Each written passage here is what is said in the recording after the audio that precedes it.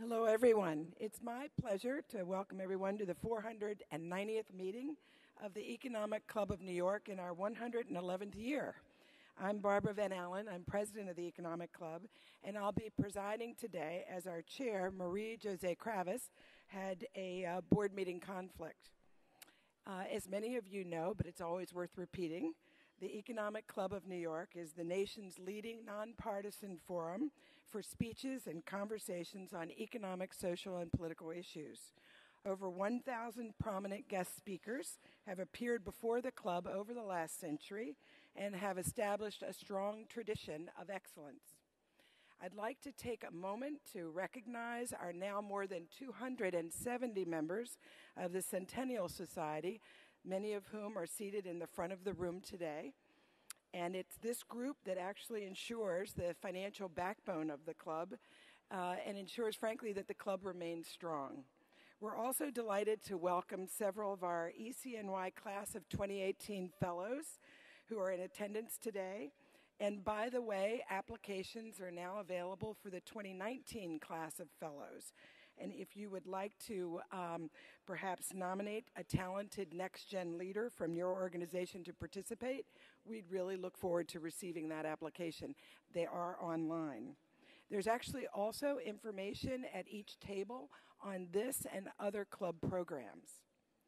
It's truly an honor for us to introduce our guest speaker today, Barry Diller, Chairman and Senior Executive of IAC and Chairman and Senior Executive of Expedia, Inc. Until late 2010, Barry spent 15 years serving as Chairman and CEO of IAC. Before that, he served as Chairman and CEO of both QVC from 1992 to 1994 and Fox from 1984 to 1992. At Fox, Barry was responsible for the creation of Fox Broadcasting Company. Prior to joining Fox, he served for 10 years as the chairman of Paramount Pictures Corporation and was previously the vice president of primetime television for the ABC Entertainment.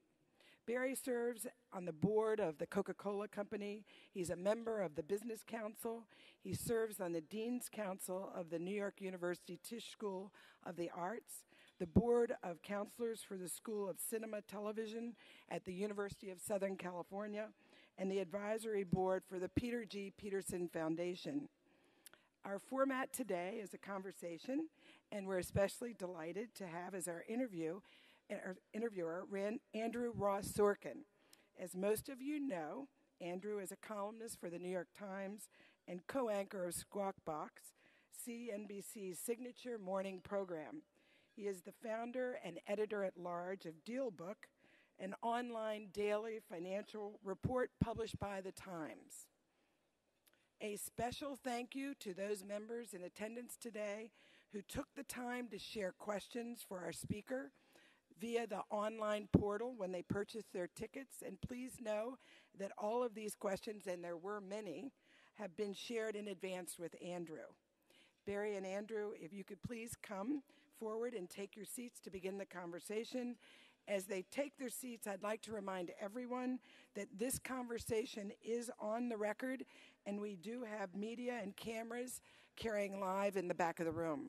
On the record. Thank you. Oh, well. Thank you. Thank you. Thank you very, very much. It is a privilege to be here and a privilege to be with all of you and, of course, Barry Diller. We were talking before. We've had the opportunity to have some of these conversations over the years, and Barry never ceases to surprise me with some of his answers. We're going to talk about... If it had been off the record, I would be able to surprise you even more. But I'll try. I'll act a little dangerously. We're going to talk about the worlds that Barry has inhabited over the years, the media worlds, the technology worlds, and where they are all going and the way he thinks about them today. But I wanted to start the conversation with a topic that's been in the headlines and that many CEOs and perhaps even some of you are grappling with yourselves, which is the topic that so many executives were expecting or planning to be not here but in Saudi Arabia next week, and have had to make some very hard choices about what to do. And it has raised all sorts of new questions, not just about whether to attend a conference, but the role of business, the role of executives in these issues, and really how business needs to think or not think about morality, perhaps, and the larger geopolitical issues that we're facing. So I wanted to start with you, Barry. I know you were not planning to go to this conference, but had you been... No, not ever. Not ever. Had you been, though, on the list... Yes. What do you think you would have done? Well, I would have said no right away. I think the amazing thing is that people are surprised by this recent incident, so to speak, if you could even call it that. But you don't have to go really back very far to taking the president or prime minister of Lebanon and abducting him and forcing him to resign, and then to have him go back home and say, no, I actually don't resign. I mean, this is, as they say, it's not exactly a surprise. It's not a surprise when you take 300 people and you basically somewhat torture them and extort them to give you money so you can get out of the Ritz-Carlton jail. So why would anybody be surprised? Okay, but now you can make the decision not to go. By the way, I was forced, or not forced, but put in a position, I was actually planning to go myself and decided to drop out last week. But if you are, for example, one of your former colleagues, Derek Khosrowshahi at Uber, who I would argue made a very courageous decision. Yes, you did. Uber has a direct investment from Saudi Arabia, and the head of the Public Investment Fund from Saudi Arabia happens to be on his own board. Yes. And so here we are living in a world, I know it's not your decision, but it's much more complicated than just saying, I'm never going. Well, I mean, yes, if you do, look, you do, in the case of Uber, it wasn't the Khosrowshahi's, the CEO's decision to take the investment because it took place before he got there. But you choose to do business with whoever you do business with. If you do, then you have a kind of compact. You probably, in almost every situation, have to somewhat blur your eyes to whatever they're doing that socially you don't like, but you get to make those choices. It is increasingly, and I think it's a good thing, difficult for business people to sidestep the, so to speak, the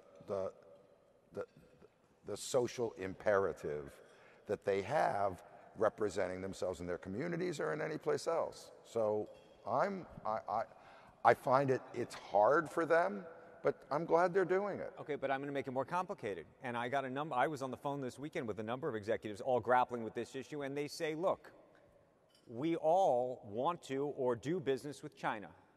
China doesn't have necessarily the greatest record on human rights. Some companies do business in Russia. And the question, though, therefore becomes, where is the line?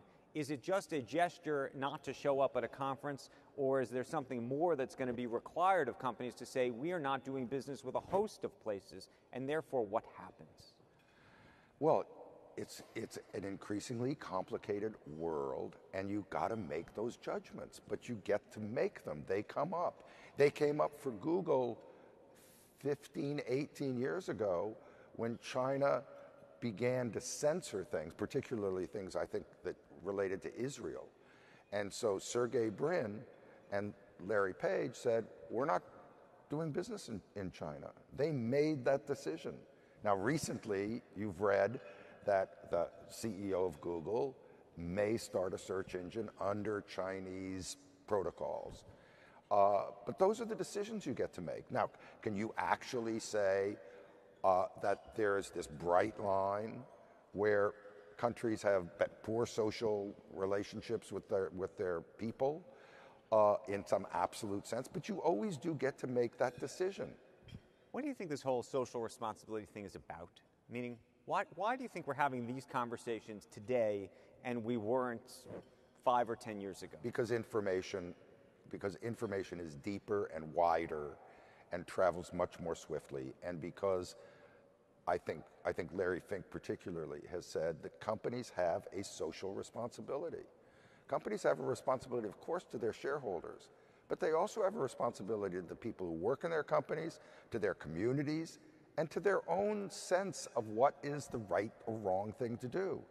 And I think that transparency, before it was not very transparent, but with information today, it is very transparent. So you know what positions people are taking. Do you think ultimately the consumers or investors are going to act on that information? By the way, we were with Larry Fink this morning on Squawk Box, and he said, look, I'm not going to go to this conference, but I'm not cutting my ties with Saudi Arabia. We manage an enormous amount of money for the central bank there. Jamie Dimon may be not going to this conference, but JP Morgan's done business there since 1930. Stephen Schwartzman may not be going to the conference. No, but all of that is very complicated.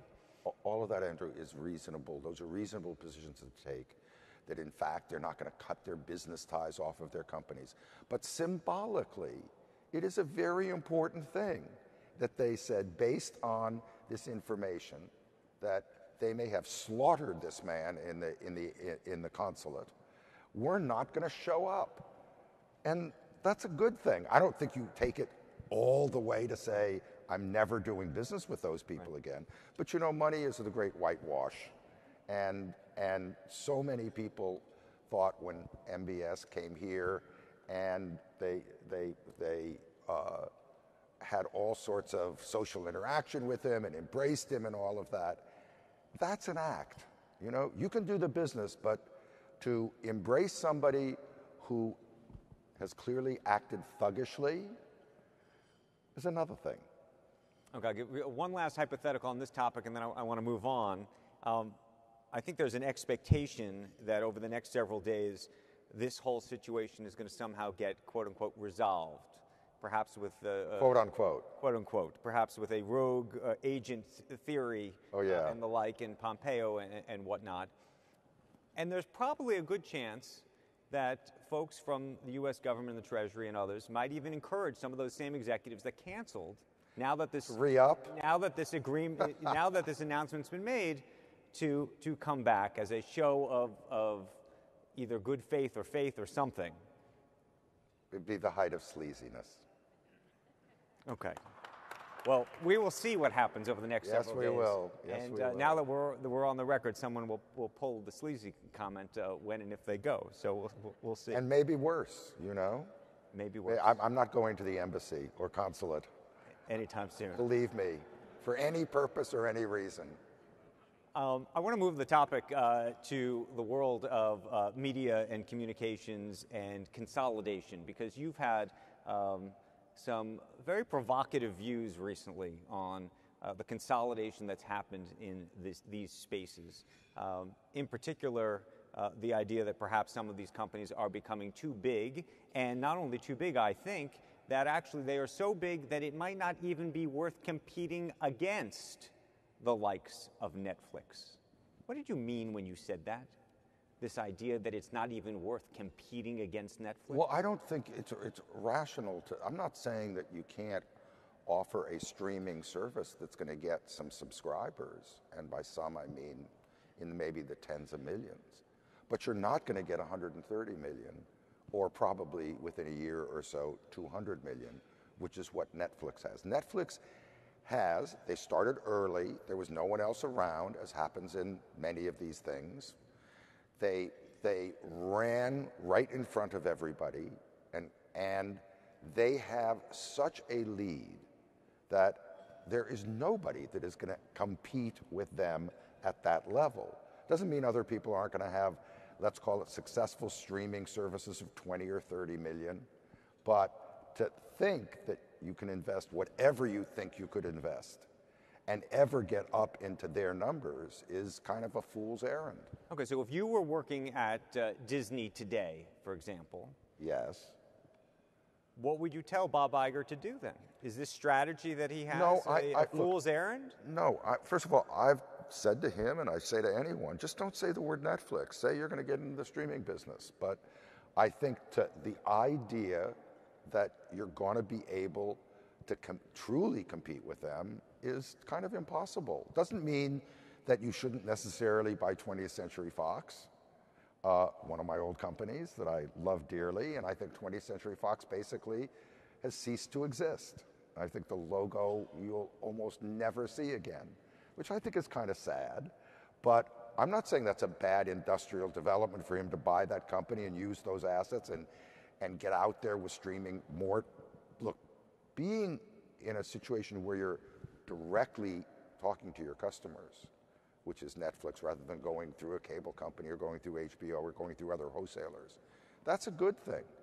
But I think thinking that you're going to pour $8 to $10 billion a year into programming, which is what Netflix is doing, is impossible.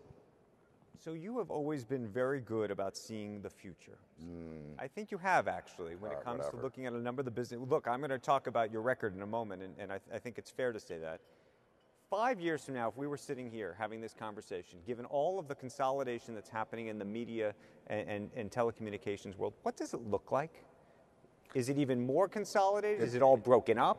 No, it is more consolidated, for sure. Look, the way of things is for more consolidation. It's been going on for some time. But now the idea that you think you cannot compete unless you are in a very large company is what leads people, it's what led the Murdochs to say, we're selling rather than think we can buy. Now, I actually think they could compete. There was no block to them getting to market. I think they may have done it for other reasons, but the fact is that consolidation is going to continue. There will be fewer companies. I think that's not a particularly healthy thing, because I think when you have such large operations, the actual product is so far down, on the kind of weighing scheme that you lose sense that your purpose in life is to make good things. And when you have so many, the movie business is for all intents and purposes finished. The theatrical motion picture business that we knew. Because it's all moved to Netflix? Well, because it's all moved to not just Netflix, but others, HBO, Hulu, etc. And because the movie business went from being a place where each company of the 6 companies developed a slate of movies. They wrote screenplays, then they developed them into films, the whole chain of it. And that produced, in most years, it produced a crop of really good movies. Now, it is only about making sequels and big tentpole movies. And all of the rest of the movie business is now basically television. So there you have that. Okay, different question then. What would the 21-year-old or 22-year-old Barry Diller, given what you just said about the way this world has gone and the way you started in this business? Yes. What would the 21-year-old Barry Diller, what would be the business I or hope I do the same. Oh, you mean if it wasn't entertainment? Today. No. Today. You're 21 years old. I was 19. 19, okay. I'm sorry. Being no longer 19, I want to hold on to that in any way I can. What would the 19-year-old Barry Diller, how would he see all of this? What would he want to do? Well, who the hell knows? But probably, I would hope that I would have do the same thing I did then, which is I started. I basically went to school in the entertainment business by going to an entertainment agency into their mailroom and basically reading the file room. So I would hope if I was just starting out, I would go and study the business as it is, and then I'd pick some broad path. At that time, it picks you, you pick it. For me, it was broadcasting, but some broad path without some silly goal like saying I wanted to run a movie company. And I would start, and you know what? There always will be opportunity. It is, of course, a different world now, but it's filled with opportunity. So I'd do the same thing. Let me go back though to your issue about consolidation, and I'm curious. We have some lawyers in the room. Do you think that there should be a breakup of these companies, or do you think there should be different types of regulations that don't exist today? Well, look, if you really push me, I would say that one of the worst things that ever happened was the end of the Fairness Doctrine, which was abolished in about 25 years ago, I think. And the Fairness Doctrine basically said if you were a broadcaster, you had to present both sides of any given issue, or you had to have balance. That was what it meant. It was the Fairness Doctrine. And when the FCC said, well, we think, you know, these broadcast licenses shouldn't be scrutinized in the same way, et cetera, and they threw it out, that was the beginning, essentially, of the end of decent, good regulation. And so what I would absolutely do I would have prudent regulation for these companies that use, first of all, it used to be, the reason the Fairness Doctrine existed because the airwaves belong to the people. And so anybody who broadcast, which is where everybody got their information, essentially was under a license. And it wasn't a license that you could get by anything other than being truly, actually, a good citizen. And that was great. So I try and apply those laws to the current large bodies of mass communications, wherever they were. We're talking about this in the context of the media world, but how do you feel about the large technology companies that you effectively compete against? I'm now thinking of Facebook and Google and Amazon and Apple and the like. Well, they're each different. I mean, if you take Google and Facebook, which own basically advertising business worldwide, I mean, Google is certainly has monopolies outside the United States almost completely, plus 90% shares in Western Europe. And in the US, I think it's about 65%. And Facebook is the other side of it. So I would say whenever you have that kind of control over the world that can't go anyplace else to get their stuff to a consumer, you also have to, inevitably, all monopolies behave the same, and you've got to have regulation of what they do once they get to that stage. So what would you do? What do you mean, what would I do? Meaning you would say you'd regulate them, but how would you regulate them? Well, one thing I would do is I would stop them from going into businesses to compete with their own advertisers. As, for instance, we own a travel company, Expedia. We spend $3.5 billion a year on Google advertising. And they, on the other side, where it used to be at least some of that traffic came free, they now say, no, you have to pay for everything. And we're going to compete with you directly in that travel business to offer travel services that essentially will disintermediate you. Right. So I say, I don't think that's right. That's basically kind of also what the EC said recently. And so, of course, I do those things because I think you're never going to get a basic level playing field, but you at least get real bad practices essentially not happening. Right. You own a number of dating sites. We do. And one of the things that I think the market has always wondered is why has Facebook never tried to light a match to match, for example? Well, they announced that they were doing it. I know, but why do you think? I mean, I assume that you must have... Our stock dropped 20%. I assume you must have thought that this was now it's climbed back, but... I assume you must have thought this was going to come 10 years ago, though, given the network effect that they had. Yeah, no, I didn't necessarily think it would come from Facebook, but like many things, you know, Facebook was a brilliant concept of communicating online with people where you could really create a fast community. But you know, so many times people delude themselves that ability allows you to do something completely different. And the businesses that we've been in for 20 years, I'm not saying that a new competitor can't come in and kill us, but it's unlikely that competitor is going to come from a large company that is doing something unnatural that they're just going to do because it's fair game. Let me ask you a question about IAC, and this actually comes from someone in the audience. And I should tell you, by the way, before I ask this question, when you started this company, it was worth $250 million. Yes. Today, 23 years later, it's worth $57 billion. That's the good news. But this question... Give me the bad news. This question says, Barry, how close do you think you were to becoming the next Amazon? In 2003, you were the largest e-commerce retailer. Yeah. How much do you think about what Amazon did in 2003? And I didn't. And what do you think happened there?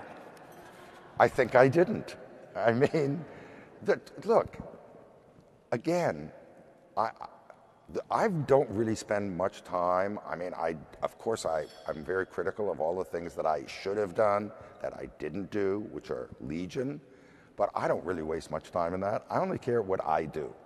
And it turned out pretty well. Very well. Would it have turned out better if I had become Amazon? Yes, but I didn't. And it's binary. There's no brain in that, and there's no answer to it other than he did, Jeff Bezos, I didn't. How much do you think that was luck? Well, I think everything is, I mean, serendipity is the guiding force of most things to me, and certainly luck is there. I mean, look, timing. You know, one of the things that's so true about all this is it is circumstance, timing, luck, and an enormous amount of willpower. And in that willpower and brains and ability is that other little section of it. But without being there at the right moment, at the beginning for Amazon, at the beginning of the internet, choosing books, which is a fantastic category to get started on the internet, and then to have a much bigger willpower, vision, to go beyond it. It couldn't have happened 5 years before or 5 years later.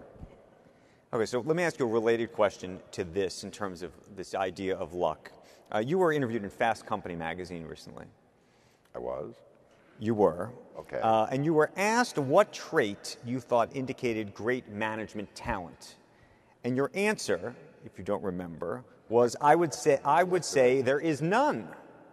That there is no great management talent. You remember giving this interview at all now? Well, vaguely, but go on a little bit. But the reason I was thinking about that was because oftentimes people talk about whether you can learn a talent or whether you are born with a gift.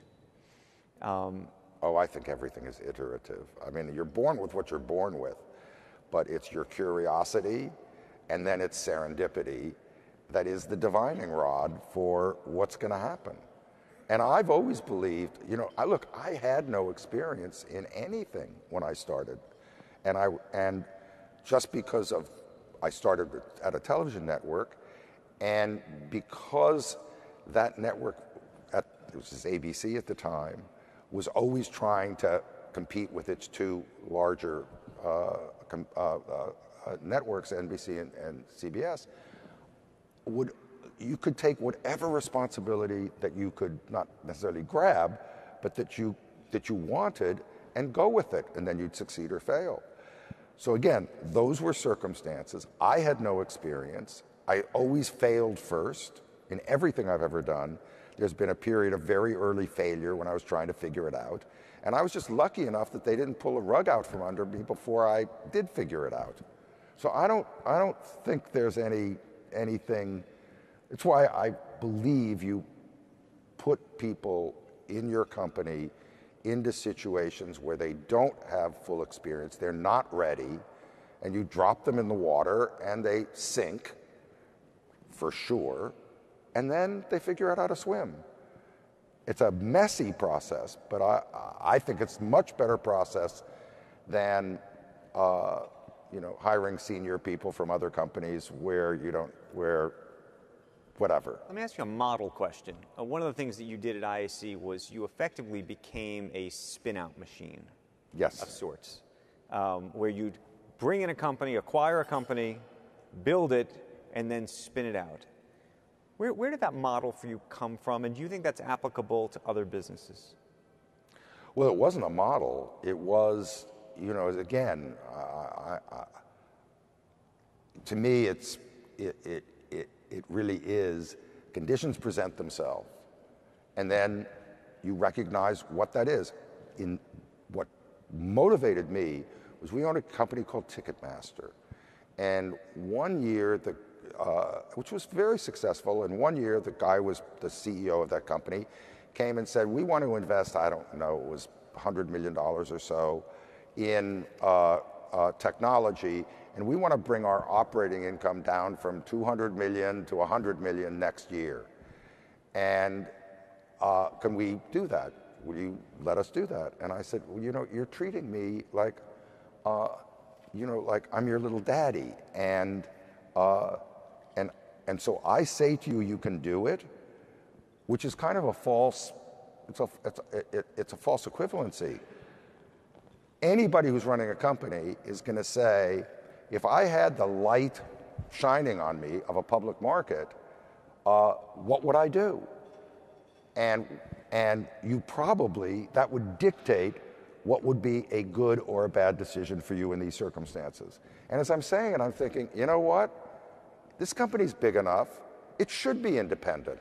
No, not totally independent, but it should have essentially the light of day shining on it, and it will help it both discipline it, and it'll help it be more ambitious if it stands on its own. So we spun that company out. We now are, I think we have 10 spin-outs. And it wasn't a model, it was really done, I just thought at a certain stage, companies should be independent. It's why I don't like conglomerates, so to speak, or these companies consolidating, because I think they get less and less effective at what they do.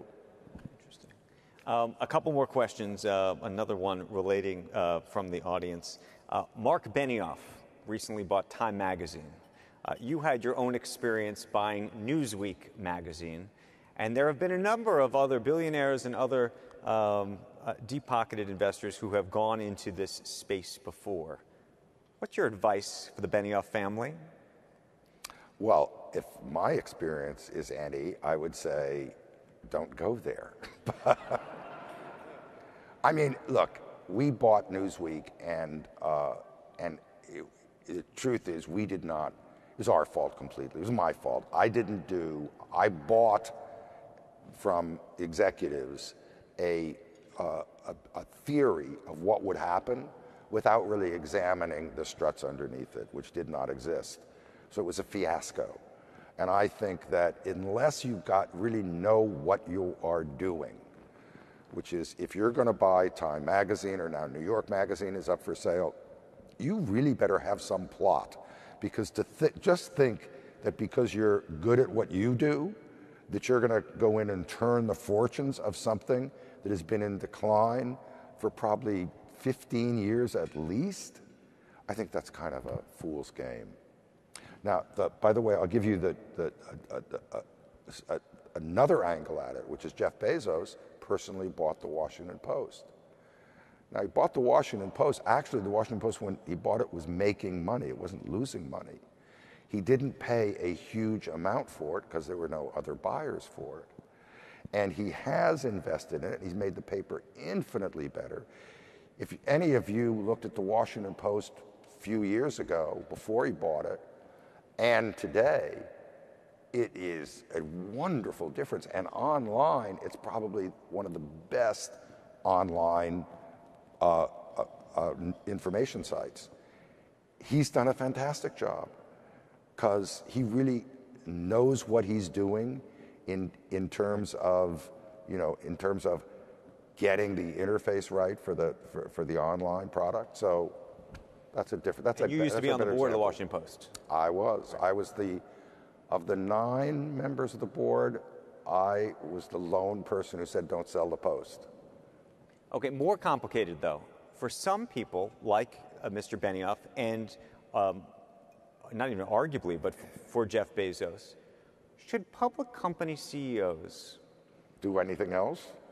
be able to have these side activities? And the reason I mention this is there are shareholders of Amazon that would say that because Jeff Bezos has acquired the Washington Post, something they would contend they didn't sign up for when they bought the stock, that potentially the company is now more in the line of sight and target of our president and the administration, for example, and perhaps regulation. True. On the other side, you could say that perhaps it's offered a halo effect to Jeff Bezos and perhaps Amazon as well. So I could argue it on both sides, but it is an issue, and it's increasingly become a more complicated one. Most media companies historically were owned by families that were not involved with public companies. You mean, well, I think the responsibility, and if you said, where am I going to search for a better chief executive than what Mr. Bezos has done? So the question really is he going to abrogate his responsibilities to the extent that he won't serve well in Amazon? I mean, when you get into these questions, you say, well, wait a minute. He went home at 5 o'clock today.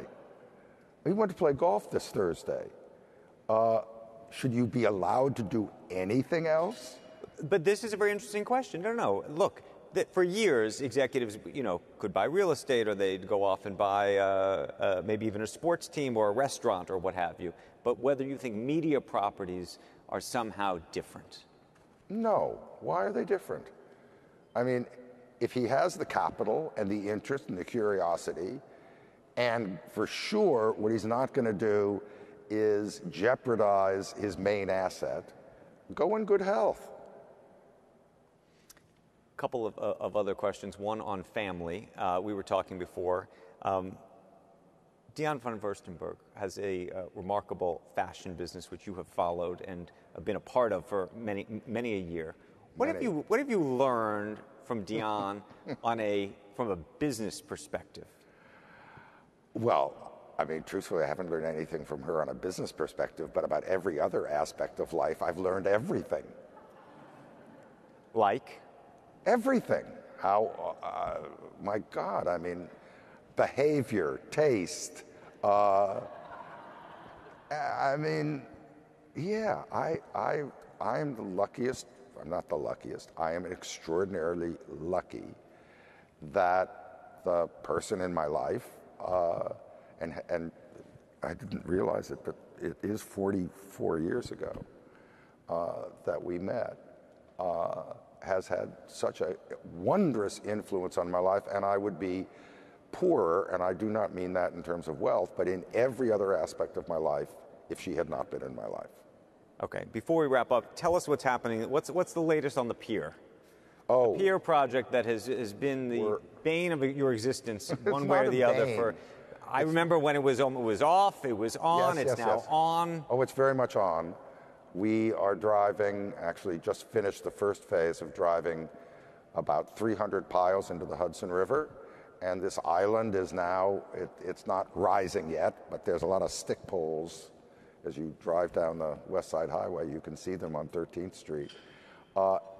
Yes, it was, look, this was a small idea of just rebuilding a little pier that just grew and became a fairly large project. It was very ambitious architecturally and in terms of other aspects of it.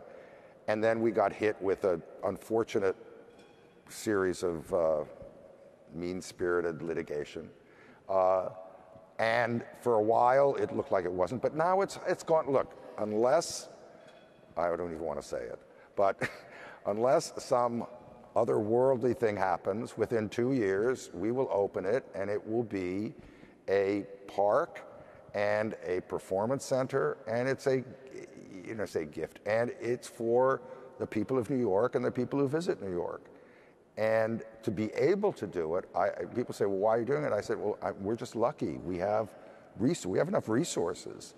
And what could be better than to do something that is actually a place for the public to go, that if we didn't have the will and resources to do it, just wouldn't exist. I mean, that's why I'm so in awe of public art and public places, is that at some point, whether it's Central Park 150 years ago, or this or that thing that a person, a group of people said, let us do this, because they're all electives.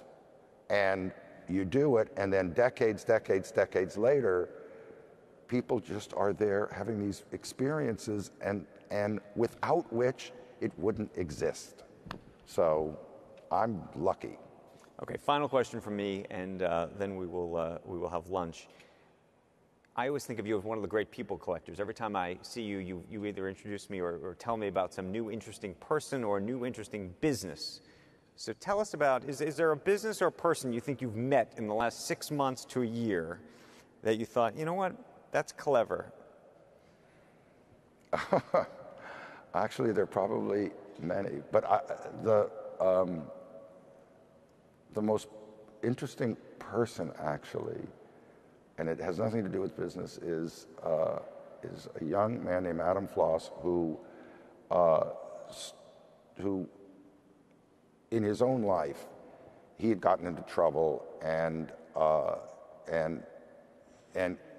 he was almost put in prison, but because he found a good district attorney or somebody in the process, he got saved, and he decided he'd devote his life to essentially educating prosecutors that there are other avenues than simply incarceration for people who get into trouble early. And he started this process, and we just met him very recently. And I have so many issues about the criminal justice system, which I'm sure you all do, but this is something very close to the source of the trouble.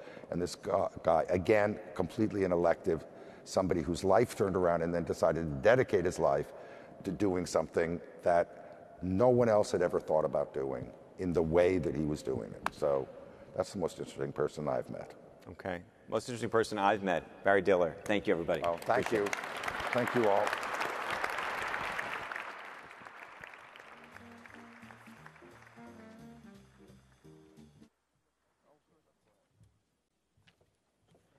So thank you, Barry and Andrew, for a really terrific conversation. We hope you both enjoyed it as much as we did listening. As a reminder, we have a robust schedule of upcoming events, including Randy Quarles, Vice Chairman of Supervision for the Federal Reserve System, on October 18, October 19. Mark Carney, the Governor of the Bank of England, will be here. On October 23rd, please note the class of 18 fellows will have a